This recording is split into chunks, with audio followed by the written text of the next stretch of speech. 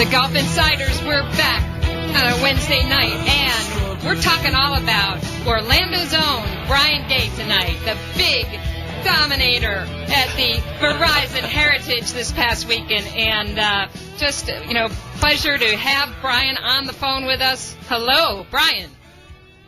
Hey, how are you? How are you? Congratulations, and thanks for being on the show. Yeah, thank you. Thanks for having me. What a fantastic day. What a fantastic finish. We're going to be speaking to your whole team tonight. And, boy, I don't know. You and Kip looked awfully calm, cool, and collected coming down those last couple of holes. And I just got to ask you right off the top, they said you didn't look at the scoreboard the whole day. Is that the truth? Yeah, I kept my head down and kept moving forward. I didn't, of course, I knew I was in the lead. I didn't know behind many, but I never looked. Hey, Brian. Brian, this is Rich B. Congratulations, guy. Well done. And, let's just get this right out front here. Now, you've got the Brian Gay putter bracket. Is that correct? Now, Chalk line putter bracket? Yeah. Is that what would you say you just made a lot of putts, Brian, or you were hitting it real good and made everything you looked at? How'd you work that? It was everything, really. It's a kind of golf course where you really can't get away with not doing it all. You got to drive it straight, and you got to hit really unbelievable iron shots to really probably the smallest greens on tour, and of course you got to make some putts to shoot under par. So you got to do it all at Harbortown.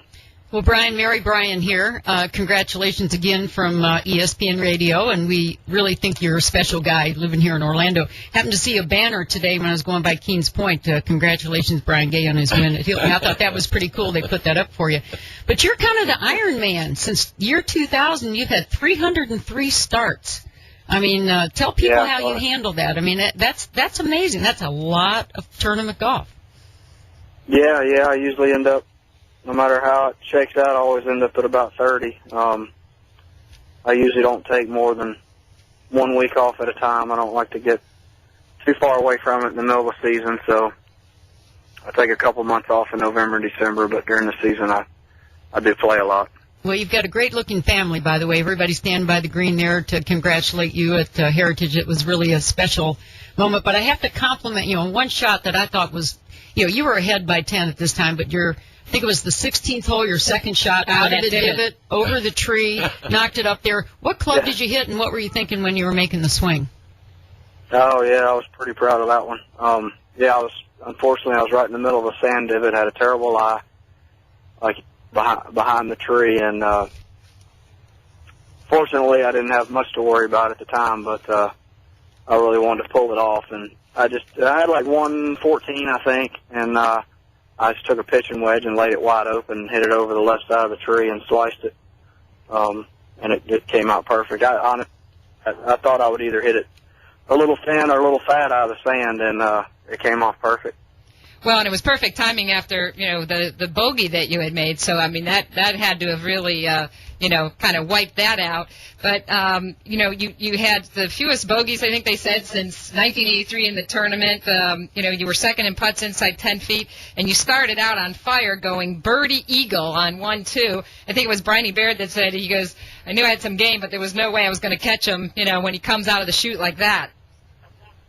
Yeah, it was, that was awfully nice to get off to such a fast start, starting with a 3-shot lead and increasing it right out of the gate. Gave me a little breathing room there. Brian, CBS had some great slow modes of your golf swing, particularly your foot action and your lower body action. I don't know if you've had a chance to watch the broadcast, but give us a little insight on what you work on in your golf swing, and particularly in your foot action, your lower body action. What are your swing thoughts?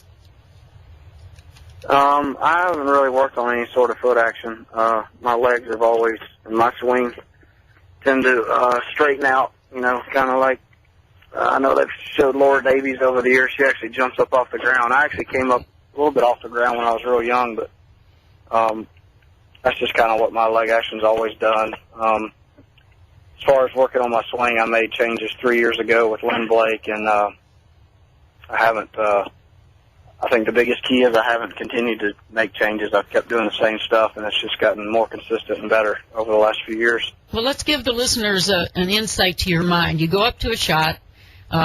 let's just say you're on the 7th or 8th hole, and the final day you're leading the tournament. You get over the shot. What are your thoughts? On the 7th or 8th hole leading? Well, yeah, anytime. I mean, anytime? what's Brian Gay's swing thought? It depends on the club and the pin and the, I don't know, it's all based on the situation, the yardage and where the pin is and what type of shot I'm going to select, or how did play to that side of the green, or. How did it feel for you, Brian, defending a lead? I know some players, they feel real comfortable in that spot. You had one win last year.